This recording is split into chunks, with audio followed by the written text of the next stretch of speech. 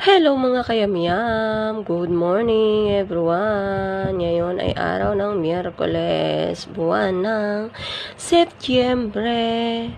Anong petsa ngayon? Nakalimutan ko na guys ang petsa. 5? 6? 6 yata ngayon guys, 2023.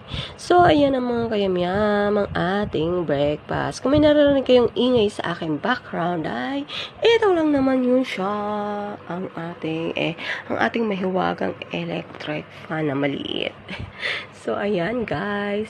Kapag dito talaga sa Singapore or sa Hong Kong, Malaysia, ganyan talaga guys, electric fan ang gamit ng mga katulong, hindi aircon. Kasi nga, tulad ng sabi ko, ang Singapore ay para lang din Pilipinas. Na ang mga tao ay nagtitipid, lalo na hindi sila talaga Singapore na tubong Singapore, kundi sila ay